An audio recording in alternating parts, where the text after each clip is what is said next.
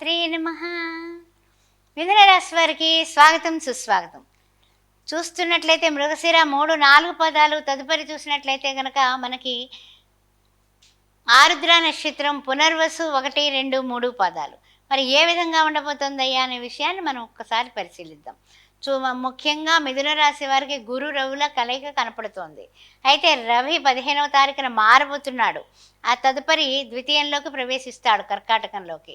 అయితే ద్వితీయంలో ఆల్రెడీ బుధుడున్నాడు. తృతీయంలో చూస్తే గోచార చంద్రుడితో కూడినటువంటి కుజ కేతువులు. అదేవిధంగా 9th హౌస్లో చూస్తే రాహువు, దశమంలో చూస్తే శని భగవానుడు, ద్వాదశంలో శుక్రుడు. ముఖ్యంగా సౌఖ్యాల కోసం, తర్వాత ఏమైనా సరే లగ్జరీస్ కోసం కొంచెం ఖర్చు పెట్టడం అనేది మాత్రం ఈ మాసంలో జరిగేటటువంటి సూచనలు కనిపిస్తున్నాయి. ముఖ్యంగా చూస్తున్నట్లయితే కొన్ని కొన్ని విషయాల్లో అన్ని విధాలా కూడా ముందుకు వెళ్ళాలి. మనం ఏదైనా సరే తిరుగులేదు మనకి. మనం వెళ్ళాలంటే మనం ఏ రకంగా మనము అంటే ఏమిటంటే ఏ రంగంలో మనం వెళ్తే బాగుంటుందని వ్యాపారస్తులు, అదేవిధంగా వృత్తి విద్యల్లో ఉన్నవాళ్ళు అందరూ కూడా రకరకాలుగా రెండో విధంగా, అంటే ఒక రకంగా డబ్బులు వస్తున్నాయి, మనకి ఇన్కమ్ వస్తుంది. రెండో రకంగా ఎలా వస్తాయి అనేది కొంచెము ఆలోచిస్తూ ఉంటారు. కానీ గ్రహ సంచారములు చూస్తేనేమో పర్వాలేదన్నట్టుగా ఉన్నాయి. అయినప్పటికీ కూడా అంటే ఏంటంటే కనుక కుటుంబ వ్యక్తుల యొక్క ప్రోత్సాహం ఎప్పుడైతే ఉంటుందో తప్పనిసరిగా మీరు ప్రతి పనిలోని విజయవంతం అవుతుంది. ఆ విషయం గుర్తుపెట్టుకోండి. ఎప్పుడు కూడా మనకి ప్రశాంతంగా ఉండాలి. ఇంట్లో వాళ్ళు ఎప్పుడు కూడా మనకి మేమున్నాము అనేటటువంటి బలం ఇవ్వాలి. రాజకీయంగా అవ్వచ్చు, అదేవిధంగా విద్యారంగంలో పిల్లలు రాణించాలన్నా కూడా వాళ్ళకి ప్రశాంతమైన వాతావరణం మనం ఇచ్చినట్లయితే, లేకపోతే నువ్వు ఎందుకు పనికిరావరా అని రోజు తిడుతున్నావు అనుకోండి, వాడు నిజంగా కూడా నేను పనికిరాను అనుకుంటాడు. అందువల్ల చాలా జాగ్రత్తగా ప్రోత్సాహం అనేది ఇంట్లో కుటుంబం నుంచే మనకు వస్తుంది.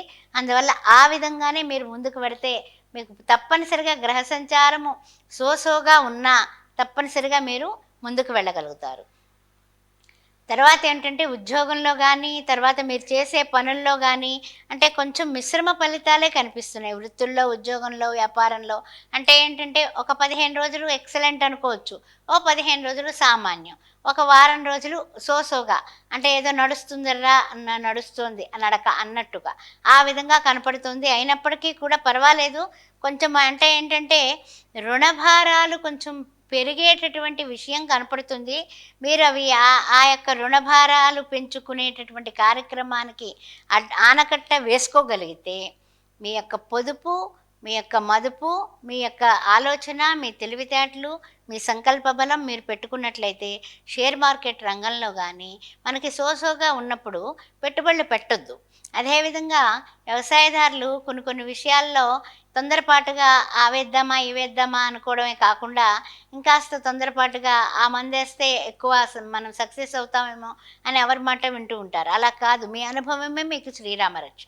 అలాగ ఉన్నట్లయితే అన్ని విధాలా బాగుంటుంది. ఎందుకంటే తొందరపాటు నిర్ణయాలు ఒక్కొక్కసారి కలిసి రాక మళ్ళీ ఇబ్బందులు పడేటటువంటి అవకాశం కనపడుతుంది.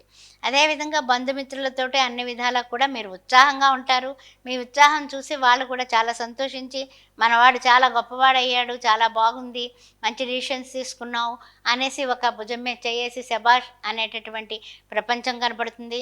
అయితే ముఖ్యంగా ఏంటంటే వృత్తుల్లో, వ్యాపారంలో ఉన్నటువంటి వాళ్ళు విపరీతమైనటువంటి ఆదాయాలు రావడం లేదని ఒక చిన్న ఆశా నిరాశల మధ్య ఉండేటటువంటి గ్యాప్ అయితే ఉంటుంది.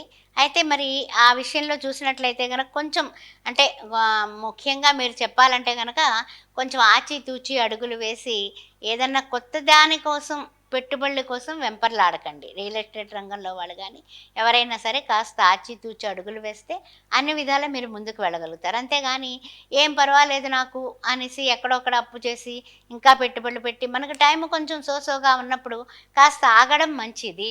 ఆ విషయం బాగా గుర్తుపెట్టుకోండి.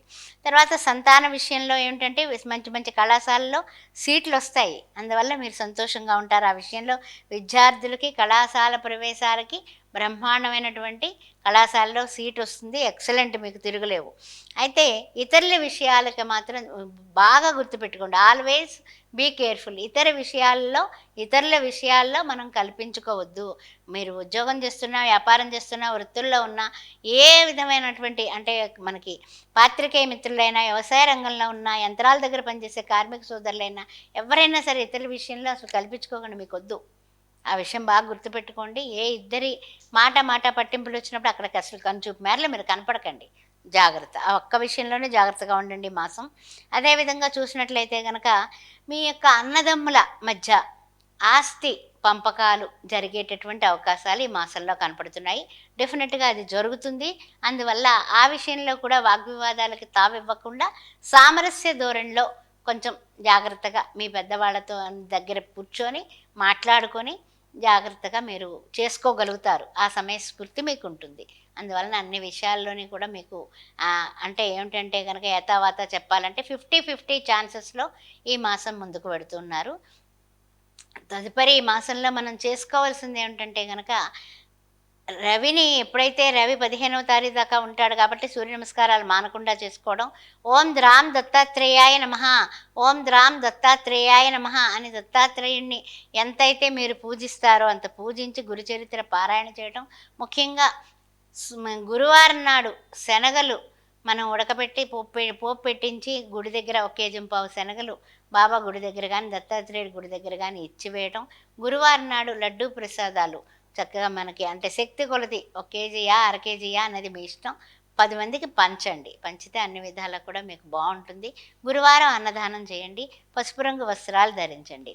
ఓం శ్రీ మాత్రే నమః.